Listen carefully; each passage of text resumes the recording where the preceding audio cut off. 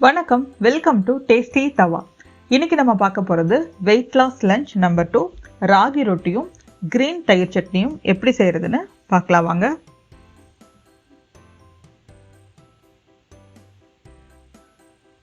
First நம்ம தயிர் chutney ready பண்ணிடலாம். அதுக்கு கொஞ்சம் புதினா சேர்த்துக்கலாம். அதுக்கப்புறம் ஒரு கையளவுக்கு கொத்தமல்லி தழை சேர்த்துக்கலாம். எந்த ஃப்ளேவர் ரொம்ப பிடிக்குதோ அதை அதிகமாக சேர்த்துக்கலாம். இது கூட 2 பச்சை மிளகாவை கிள்ளி போட்டுக்கோங்க. 1/2 இன்ச் இஞ்சியை கட் பண்ணி போட்டுக்கோங்க. இது கூட 4 டேபிள் ஸ்பூன் அளவுக்கு தயிர் சேர்த்துக்கிறோம். இந்த சட்னி நம்ம குக் பண்ண போகிறதில்ல, எல்லாமே பச்சையாக தான் சாப்பிட்றோம். இந்த சட்னியில் கேலரி லெவல் ரொம்ப கம்மியாக இருக்கும். அதனால் இந்த மாதிரி சட்னி ரெடி பண்ணி சாப்பிடுங்க. வெயிட் லாஸ்க்கு ரொம்ப நல்லாயிருக்கும். இது கூட 1 டீஸ்பூன் அளவுக்கு லெமன் ஜூஸ் பிழிஞ்சிக்கலாம். இப்போ இந்த சட்னிக்கு தேவையான அளவு உப்பு சேர்த்துக்கிறோம். சேர்த்துட்டு இதை அப்படியே தண்ணி சேர்க்காமையும் அரைக்கலாம், கொஞ்சமாக தண்ணி சேர்த்தும் அரைக்கலாம். எந்த அளவுக்கு நமக்கு திக்காக பிடிக்கும்னா தண்ணி சேர்க்க வேண்டாம், தின்னாக வேணும்னா கொஞ்சமாக தண்ணி சேர்த்து அரைச்சிக்கோங்க. இந்த மாதிரி அரைச்சிக்கோங்க. டிப் ரெடி பண்ணிட்டோம். இப்போ நம்ம ராகி ரொட்டிக்கு ரெடி பண்ணிக்கலாம். இதில் ஒரு பெரிய வெங்காயம் கட் பண்ணி போட்டுக்கணும். பெரிய மிக்சிங் பவுலாக எடுத்துக்கோங்க. இது கூட பெரிய சுரைக்காயில் பாதி சுரைக்காய் தோல் சீவிட்டு விதையெல்லாம் நீக்கிட்டு துருவி எடுத்துக்கோங்க. இது கூட 1 இன்ச் இஞ்சி துருவி எடுத்துக்கோங்க.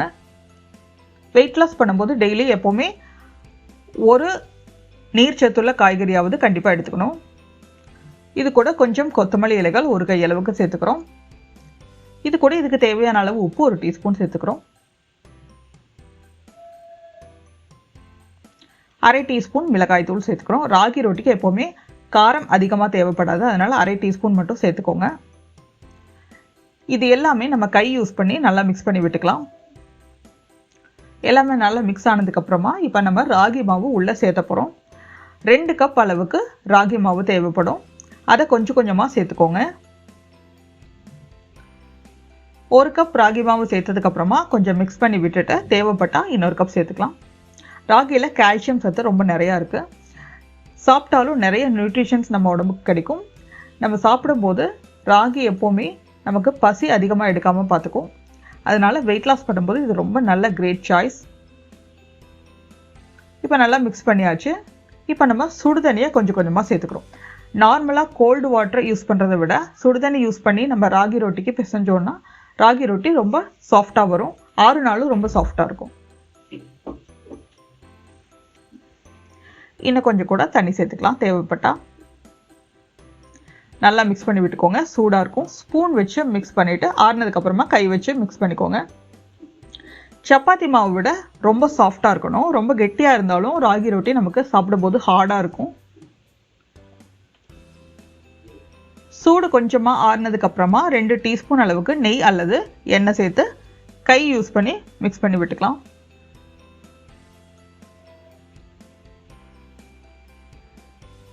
நல்லா மிக்ஸ் பண்ணிக்கோங்க.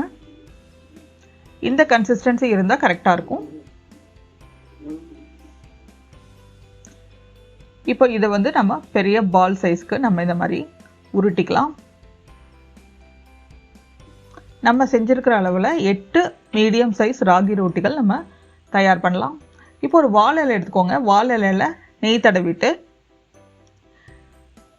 ராகி பால்ஸ் வச்சு தண்ணி தொட்டு தொட்டு நல்லா தின்னாக ஸ்ப்ரெட் பண்ணி விட்டுக்கணும்.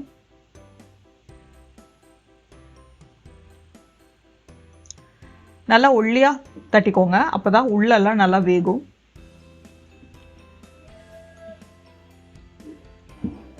சுரைக்காய் சேர்த்துருக்கறனால இந்த ராகி ரொட்டி ரொம்ப கொஞ்சம் இனிச்ச மாதிரி ரொம்ப டேஸ்டியாக ரொம்ப நல்லாயிருக்கும். முடிஞ்ச அளவுக்கு தின்னாக தட்டிட்டு அதுக்கப்புறம் தோசைக்கல்லை நல்லா சூடு பண்ணிவிட்டு இந்த மாதிரி மீடியம் ஃப்ளேமில் 2 பக்கமும் நல்லா செவக்கிற மாதிரி வேக வச்சு எடுத்துக்கணும். ஒரு ரொட்டி வேகிறதுக்கு 5 மினிட்ஸ் எடுத்துக்கும். பொறுமையாக தான் வேக வைக்கணும்.